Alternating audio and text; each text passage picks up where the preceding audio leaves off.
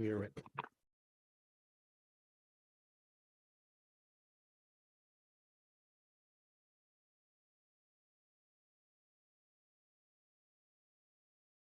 All right, we're going to get started with our Administration and Public Works Committee meeting for Tuesday, February 7th, 2023.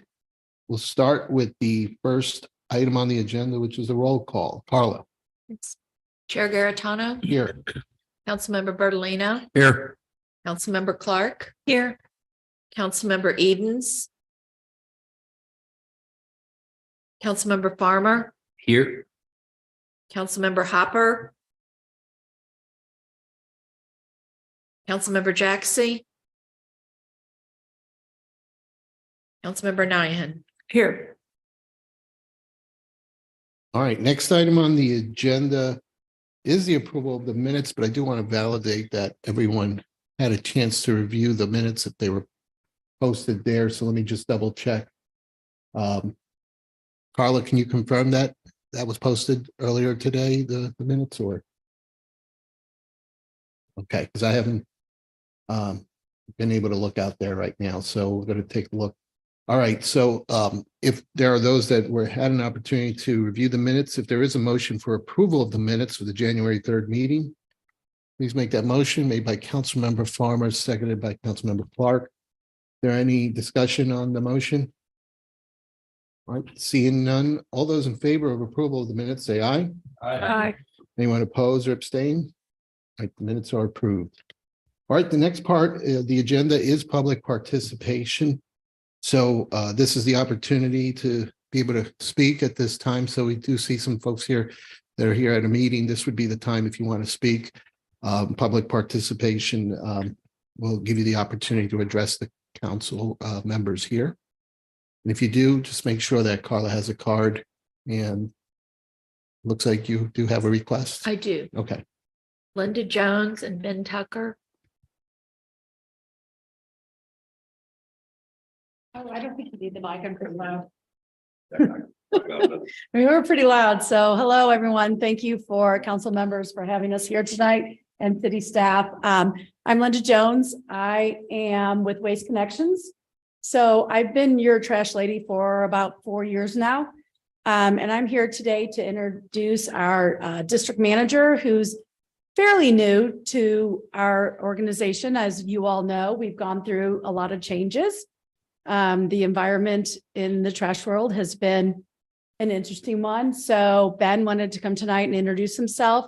He actually, for the last 3 years, has been running our landfill in Maryland Heights, which has been a huge success in doing a lot of great things there. So I just wanted to introduce Ben, and we're here to just answer any questions you might have about what's going on with the trash contract, or just, you know, how your service has been. So anyway, this is Ben Tucker. Hey, good evening. Thanks for having us. As you touched on, I'm Ben Tucker. I've been with the company for 8 years, historically as a landfill guy. So I was a champ the last 3 years, spent about 5 years in 2 other states running landfills for the company. Back in September, I took over the role in St. Louis hauling. I know there's been a lot of changes and then things happening, but we're excited to be out here. As faces change, you know, I want everyone to hear, to understand the importance behind the services that we provide for your city. I know that, you know, hopefully on the good side recently, you know, we've been seeing trends the right direction, you know, staffing issues and things like that we're trying to work through. But, you know, we appreciate the relationship with the city council. Again, to Linda's point, coming here to answer any questions you may have, put a face to the name. You know, since I'm new and you guys have seen a lot of different, you know, faces through this, is, you know, I'm here hopefully to stay. That's the goal. I'm not new to Missouri, right? Been out here for a while. The landfill side, though, I know we're hauling now. The sustainability side, the greenhouse gas. There's a lot of really neat things we're doing, sustainability campuses, and there's a lot of fun to be had. A lot of good things happen on both sides of this. So. If you guys have questions, concerns, thoughts, we're happy to be here, and we appreciate it. Ben, will you also talk about the carbon footprint and what's going on at the landfill? Yeah. So Champ Landfill, I don't know if you guys are familiar with where it's at. Hopefully you are. Anything that we pick up goes to Champ Landfill, which is the biggest landfill in Missouri. So from a greenhouse gas standpoint, if you look at the landfills by nature, they are typically perceived to be something that's a negative connotation. Champ Landfill over the last couple of years, we do a greenhouse gas footprint. And so what we do is we submit our information into the EPA, and they produce a formula that shows what our greenhouse gas output is. And Champ over the last 2 years has a average of net negative 100,000 metric tons of carbon dioxide equivalent. So I don't know if you guys know what that means, but that is telling anybody that we're pulling carbon out of the air. So when most landfills are perceived as emitters, based off our gas collection system, so we've got a gas energy plant on site. There's a second gas energy plant actually going on site, which is also tied to the sustainability campus that we have, which is a partnership with Pattonville High School and Maryland Heights, the city of Maryland Heights. But it's the campus is an addition to the landfill. It's going to be for tours, which we hope with Wildwood and everybody else that's in the local community that has interest in education for the children. There's a lot of really neat things, and because I'm a trash geek, more so on the landfill side than anything else. Yeah, I'm a landfill geek. I enjoy trash and the microbials and the decomposition of trash and the breakdown of it.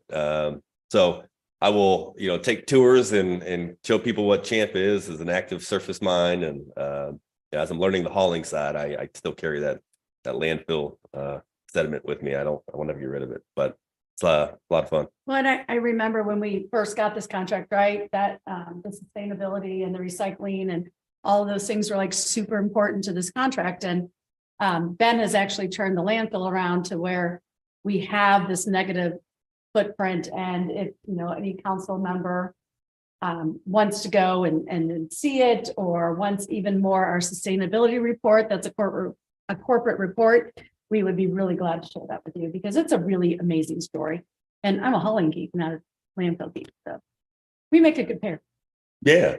Something to touch on that just real quick is, as you guys know, other waste industries, most of the corporate reports as they come from a carbon footprint standpoint are mostly given like a context of a encyclopedia. What we have is very specific to Missouri and Champ. So we talk about the local benefits of our offsets, or they're locally driven by local trash. We talk about the local benefits of our offsets, or they're locally driven by local trash, which is kind of neat. Not everyone gets to see how it affects your local areas, and our report does. Anyway, any questions? Joe, come on. You have any questions? No, I think right now this is your opportunity to speak. So We'll be able to answer any questions if you have it too. I think at this point right now, I don't see any, but we're going to get into the agenda. So there might be some more questions. Let me get there. We'll be here. Thanks. All right. Thank you. Pleasure. Thank you. All right. Carla, is there any other requests? Okay. And Dan, do you see anyone online? If there is anyone online? Okay.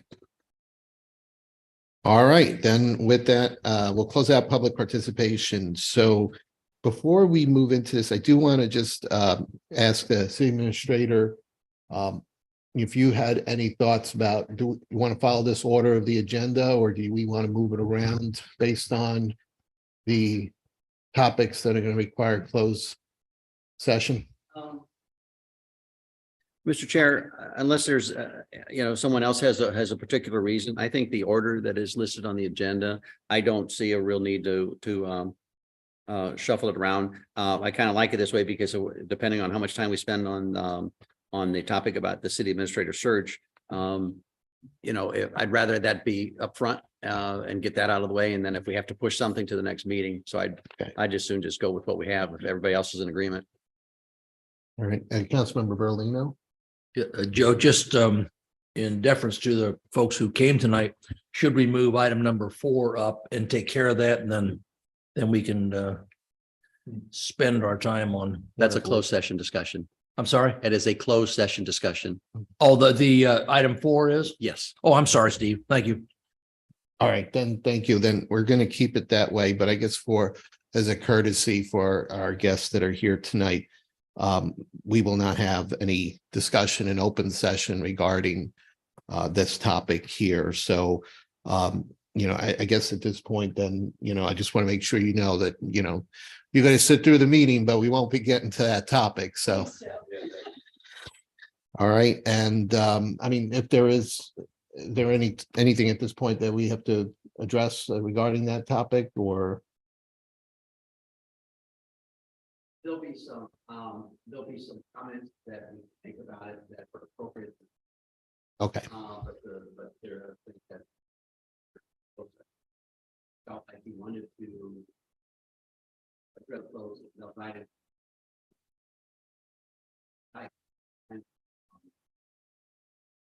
That is item number 4, like 4.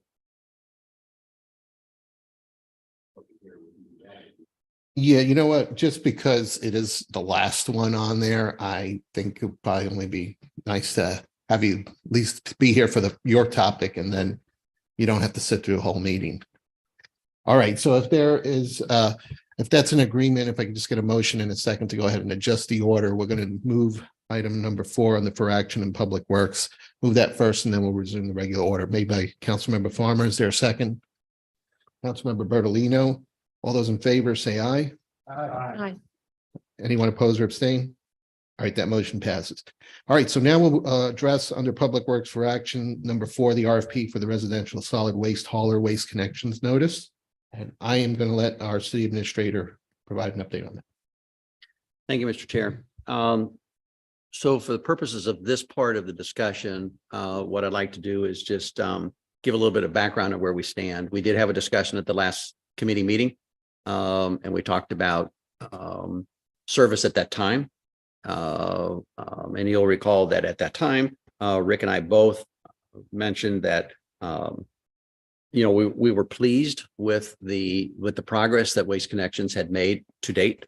There had been a pretty good turnaround, and we were attributing that to the change in management with Ben being on board. I can't recall. It was probably about that time that Rick and I had actually had a meeting with Linda and Ben. They came and Linda brought Ben over to introduce him to Rick and I. So we had that opportunity. We kind of discussed a number of issues, but at that time we were pleased with the service. But you also may recall that the city's got to do what the city's got to do, and we have to protect ourselves. And there are timeframes in which the contractor, Waste Connections, is required to give notice to the city if they do not intend to renew the contract on August 1 of 2023, and that date is February the 1st. The city, by the same token, also has a deadline in which the city needs to notify the contractor that we do not wish to renew the contract as of August 1st, 2023, and that deadline is May the 1st. So February 1 is come and gone, but May the 1st is looming. Now, I do want to inform the committee that at that meeting that Mr. Brown and I had with Waste Connections, Ben kind of went over his philosophy. He's been with the company for a long time, but he comes from the landfill side. Had a lot of thoughts in terms of wanting, what he would like to do on the trash hauling side, but made it very clear to Rick and I that the contract as it stands right now is not a profitable contract with them, and that they would not be able to live with the contract. And we're saying that changes needed to be made. So we listened to what those changes might be. One of which, and this is something that Rick and I will need to do more research in. And some of the waste haulers are going to kind of like, I guess, for lack of a better term, automatic pickup. So in other words, whatever a resident can fit into a bin, 1, 2, 3, 5 bins. If you're paying for 5 bins, they'll pick up with the arms. But what they're trying to get away from is having personnel on trucks jumping down and picking up bag after bag after bag and throwing it on the truck. It's costly and so forth. And so that's the way our contract is now, as you all probably know. I mean, we take stuff out to the curb and they pick it up and it goes away. But apparently that's not the way the industry is trending these days. So we said, okay, we need some more specificity. So on January the 27th, and I believe that I think Mr. Garitano sent out the letter to you all. I noticed it's not attached to the agenda, and maybe that was intentional, but a letter was received by the city addressed to me on January the 27th from Ben district manager for Waste Connections that that they are exercising their right to not extend the agreement beyond August 1 of 2023 unless a new negotiated contract with amended terms, price, and conditions can be executed prior to April 1st, 2023. At which time this letter would be considered null and void. Well, after conversations with the city attorney, that is an arbitrary date that really does not enter into the contract. The contract basically says Waste Connections has to notify us by February 1 if they intend to honor the renewal at August 1, and we in turn have May 1. So this letter having been received by the city is the notice to us that Waste Connections does not intend to renew the contract. The April 1 is a date that it's an arbitrary date, but as recent as today, conversations that Rick and I have had with Waste Connections, we do not have any specificity in terms of what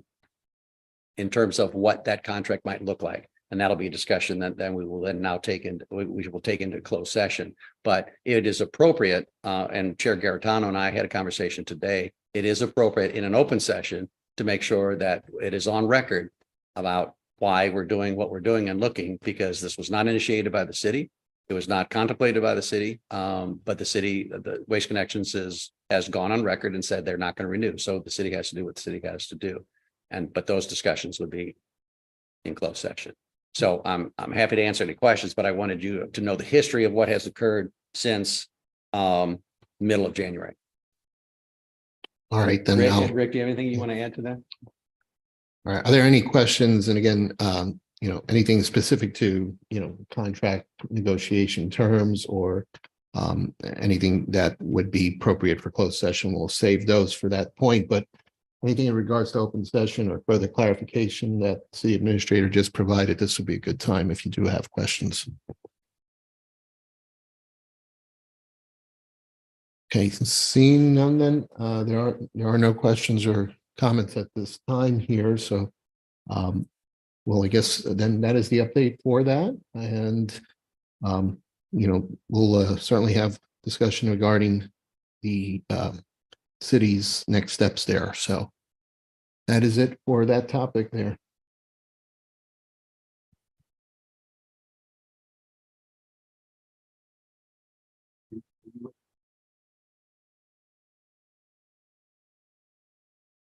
City Attorney Young, is that okay for us to just hold off on this topic for later on and do a closed session for the two topics that are to be discussed in closed session? Yes, sir.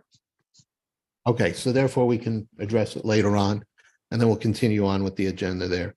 All right, well, thank you very much. And that was that over there. So we'll move on back to the regular part of the agenda under administration for information, the update on accessibility. And I'll ask Councilmember Clark if she wants to take this moment to speak to that topic. Yeah, we don't really have much of an update other than what Rick has been working on with the ADA requirements and doing a great job with that.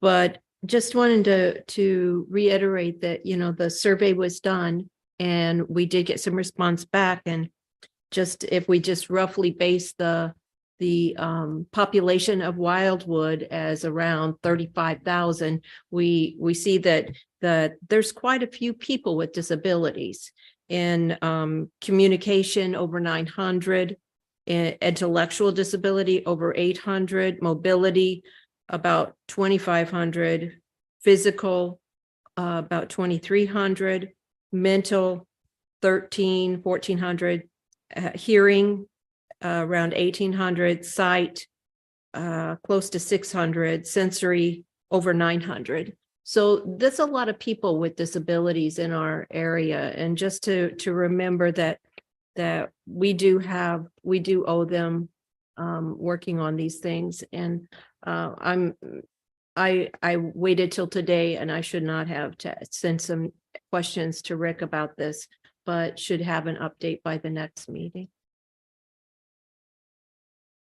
All right, thank you, Councilmember Clark, on that update there. All right, seeing no hands up regarding that, then we will have the next item is the city administrator search process timeline. So we can probably provide an update in open session, just providing general update on that. And then certainly any specific details regarding that, that would be appropriate for closed session. We'll hold off on that. So I can go ahead and provide that, or City Administrator Cross, do you want to? Okay, so I'll go ahead and provide that. So thank you again to everyone in the committee here for your part in this important process as we look to identify a new city administrator. And again, this is in action as we are filling this role as our city administrator. Current Steve Cross has announced his intention to retire as of December 31st. So we appreciate your additional time. December 30th, okay. So therefore, we are working through the process. So what we can share at this point right now is that the posting is live, went live on Friday, January 13th, and it has remained open. And we continue to keep it open until the committee decides that we've had enough applicants for consideration. Up to this point right now, we have received numerous applicants for the role. Carl, I think was that about 16? I got my spreadsheet here. 17, 18, that's right, 16 plus additional 2. All right, so we have 18, and so at this point, no, 18, yeah. So therefore, we are going to continue through our process with regards to reviewing these applications, and that's what we can share at this point right now. So remaining detailed discussion regarding the feedback on the application will be held in closed session. So with that, then we'll continue that discussion when we go into closed session later on. Any questions or comments right now in open session regarding this? Okay, and thanks again so much for everyone for your part in helping us find this future city administrator for our city. All right, next on the agenda is Public Works for information. Rick, the update on the Strecker Road crosswalk project. Thank you, Chair Garitano. I wanted to be able to provide a quick update relative to the Strecker Crosswalk Improvement Project. As you know, we were able to bid this project, I believe, in October, open bids on October 22nd, and then follow that up with the presentation to this committee and council, I think, in November. The contractor has basically until April 15th per the contract to complete the work. We are still envisioning that being the case. They are still waiting at this point on materials to be delivered. The update that we asked for an update last week, and we're notified that they are still waiting on the pole assemblies to be shipped, and that should occur on March 14th, I believe was the date. So expecting that they should have the equipment basically ready to go by the end of March. Doesn't take them more than a day or two, frankly, to install the equipment once it's on hand and ready to go. So it should go pretty quick once they have the materials in hand. And they do have footings for those poles to install in advance potentially of the equipment arriving. So we'll check on that as well to see if we can get a date as to when they'll actually be constructing the footings in the ground. Again, this was for the 2 crosswalks. One's at Timber Ridge Estates, and the other one is at Engelbrook Drive and Court on Strecker Road. And the flashing beacons will be installed at each one of those 2 crosswalks. So if there's any questions, I'll be glad to address them at this time. All right, thank you, Rick, for that update there. Any questions on that, Tom? All right, seeing none, then we'll move on to the next item on the agenda, which is under for action, the consultant selection for the Route 100 J-turn traffic study. Thank you again, Chair Garitano. This item pertains to the J-turn improvement project on Route 100. I think, as you're aware of, we have been working for some time to get improvements completed at Route 100 and Pond Road, as well as Route 100 and St. Albans Road, or Route T. We have successfully obtained about $2.4 million in MoDOT and federal funds for improvements at those 2 intersections. And the improvement that has been contemplated is J-turns. And the cost of that improvement project is it's about a $3 million project as it has been estimated so far. So to get things started with the engineering, the actual design of the project, we have monies available in our budget for 2023. And one of the things that we wanted to do was essentially a traffic and conceptual study to kick things off. And the theory is to essentially evaluate the feasibility of the J-turns primarily from a traffic perspective, just to make sure, one, that they can operate well, and that it also allows us to design them and space the J-turns appropriately. So as you, I think, are aware, with the J-turn concept, you divert left turns.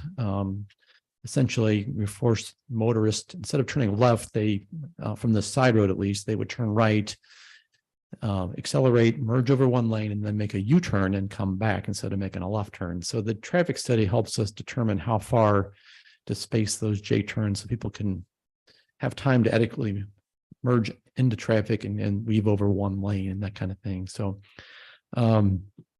we've also had residents, quite frankly, speak up and express concerns with the J-turn concept. So I think it's going to get a lot of questions asked and posed of it, and some honest,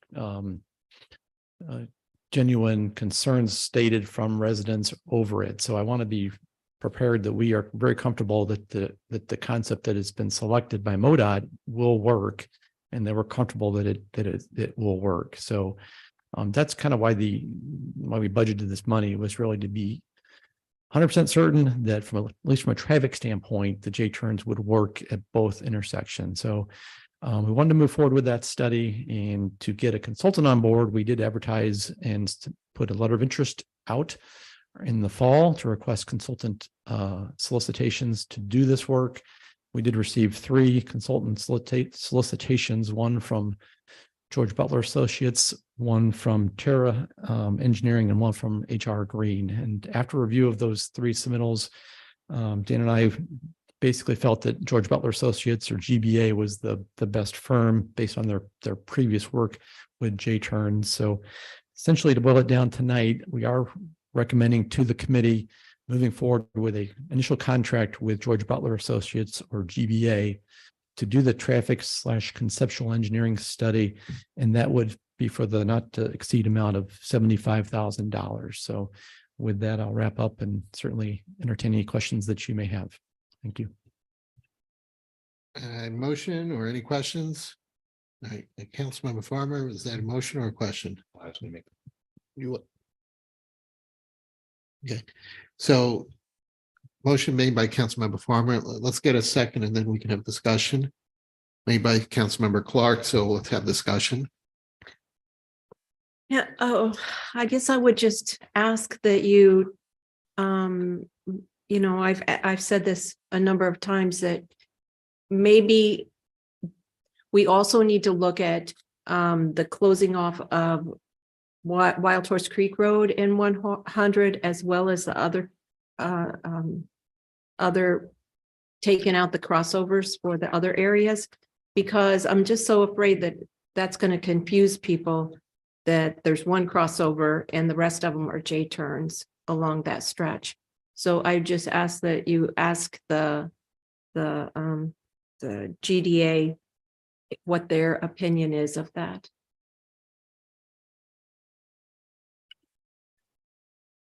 Well, I want to be real clear that, Councilmember, this does not include an analysis of Mueller or Wild Horse Creek Road separately. So this is explicitly going to look at Pond Road and Route T. Those 2 intersections are the ones that we've identified and that we do have the funding for.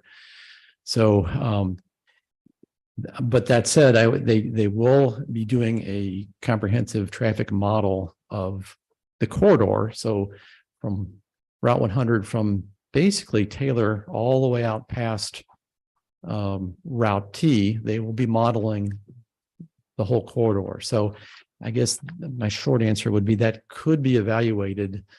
And maybe my recommendation to you would be that would be something we do subsequent to the initial study, because at least any formal analysis is certainly not included in this cost at this point in time. But that said, it could be something that was added to this study at a latter point, because we'll have a lot of the data available potentially to make that analysis in relative short order. So I hope that addresses your question. Thank you. It does. Yeah, I just am still a little concerned about people getting confused in that area.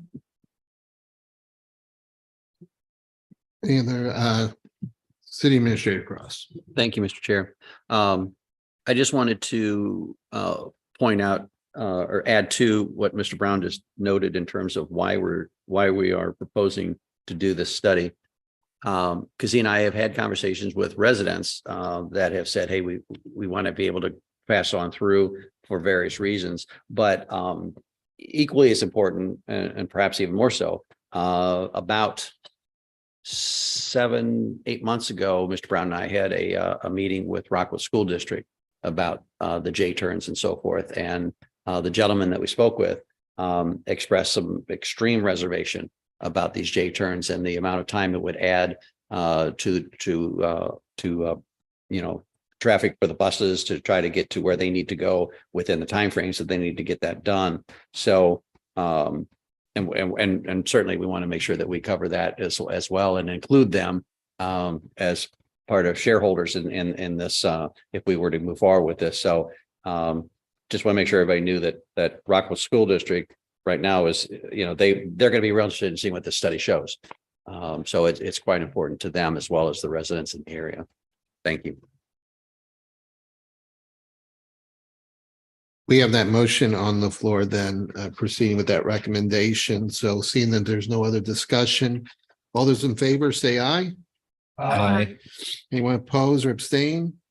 All right, the motion passes. Next on the agenda is the contractor bids for the concrete street and sidewalk replacement.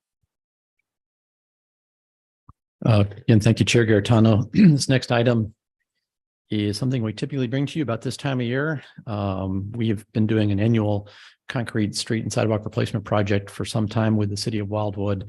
This year, we actually were able to up and increase the amount we have budgeted for that work for a total of 1.4 million in the road and bridge fund. So we did put a bid together and open bids on January 12th of this year. Had 4 contractors submit bids for the work, which I think I provided that information to you in my memorandum.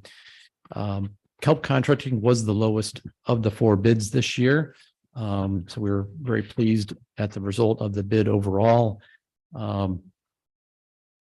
Essentially, they came in under or within our budget for 2023. So based on the bid opening, we are recommending a city contractor agreement with Kelp Contracting to complete the 2023 concrete street and sidewalk replacement project. Their bid amount was $1,136,420. We are asking for initial 10% contingency for additional work that might be identified. So that is the recommendation to the committee this evening, and I will turn it over for any questions at this time. All right. Member Farmer. I guess it doesn't really it's not really a question about the bids. I'm just wondering if we can get a breakdown or something as to where we think this work is going to happen. Like, is there a map or something for that? We typically try to make that available, council member. Sure. We haven't normally done a map, but we have broken it out per subdivision. So you've got an idea per ward and by subdivision, the magnitude of work that we're looking at doing, and I can certainly provide that fairly soon. Yeah, I think something like that. And then just, I know it's probably not going to be perfect, but even just a kind of a vague schedule so people can kind of figure out if their streets are going to get ripped up at certain points in the summer or whatever. Certainly, we try to communicate the schedule as best we can when we get to that point. And we do send out postcards to directly impacted residents, as well as we require the contractor to make those contacts as well. So generally, it works pretty well with most residents, but we will be sure to communicate the schedule to you and all the council members, when we have a firmer idea when things are going to get started. All right, is there a motion for Rick? Made by Councilmember Farmer, is there a second? Councilmember Clark, I saw the second there. Any other questions or discussion? Okay, all those in favor say aye. Aye. Anyone oppose or abstain? Great, motion passes. All right, next item, contractor proposals for maintenance of landscape beds. All right, thank you, Jim. Chair Gaetano, council members. This last item pertains to the maintenance of our many landscape beds that we've installed along our roadways. This is something that we have incorporated into projects and added to roadways. I think it started around 10 years or so ago. Don't quote me on the exact date on Strecker Road. There were some islands added that were landscaped on Strecker, and it's been expanded, as you know, to include Route 109, Route 100, and more recently Manchester Road. So we have transitioned the maintenance of that work. Originally, Gailey Contracting was doing a lot of that work, but as we came to realize it really required a specialized contractor that really focused on landscape maintenance. So we transitioned it to Go Green a couple of years ago, and they've done a good job for us. This year, with Gailey essentially retiring his work, we felt like it would be a good opportunity to bid this work separately. So we split it out and we put a bid together, essentially a proposal together, which we advertised over the winter time to try to get more clarity on the requirements that we expect and to get more clarity on costs for planning purposes. So the proposal had very explicit specifications that we put together working with our contractors and getting second opinions. And as a result, we did get 3 proposals in hand, one from Go Green, one from Land Care, which is a new right-of-way maintenance contractor that we're working with, and a third from a company called Land Groomers, which I think is doing some work locally. The results, the cost at least that were proposed from Go Green were clearly the lowest of the 3 that we received. The other side of this that I wanted to mention to you that's a little different is that we were trying to lock in prices for multiple year contract potentially. So we did ask them to provide their annual increases for the next 2 years. So essentially this could be a 3-year agreement. And Go Green was the lowest in that regard. They had proposed a 3% annual increase in their costs. So essentially we are recommending to you, the committee, a contract with Go Green to cover the maintenance of these landscape beds that we have on Strecker 109, Route 100, and Manchester Road. For the next 12-month period, it would go April 1 through March 31st of 2024. And then we'd have the option next year to extend it for a subsequent 12-month period, and then again the following year. But that would be a separate approval. So tonight we're just asking for the initial 12-month contract to be approved with Go Green, and the amount of that would be $97,290. And we're going to ask for another 10% there for additional work that's unforeseen at this point in time. So with that, I'll be able to answer any questions that you may have. Thank you. Any questions? Otherwise, we'll entertain a motion for approval made by Councilmember Bertolino. Okay, is there a second? Councilmember Jaxi. All right, any other questions or discussion? Councilmember Clark.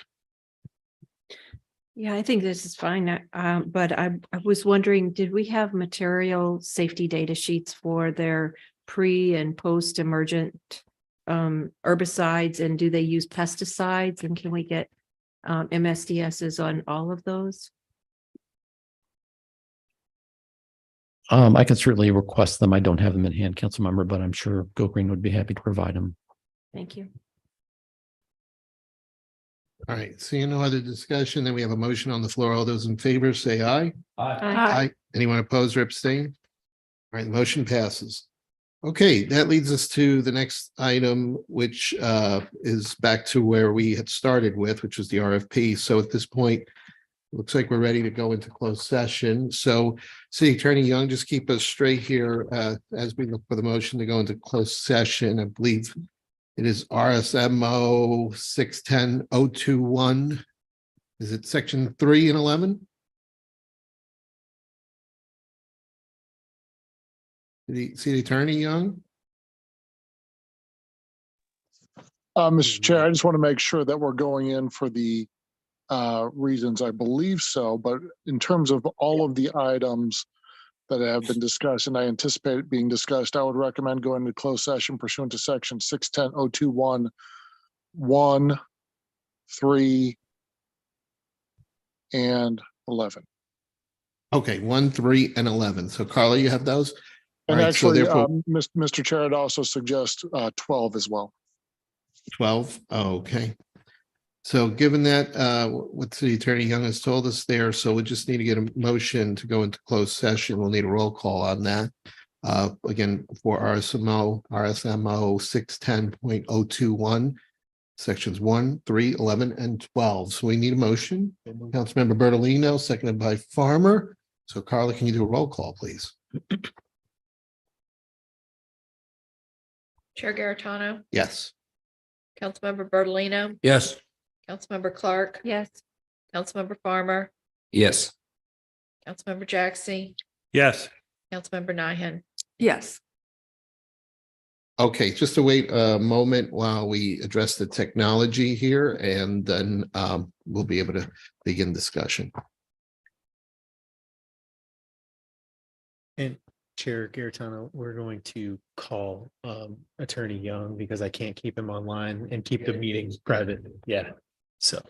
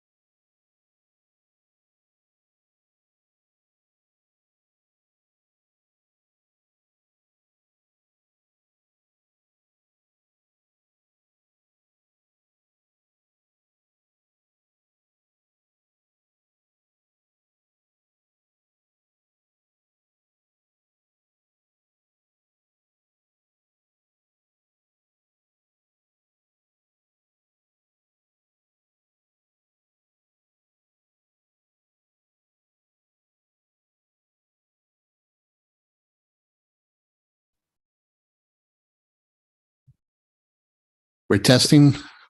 Sound good? Oh, here.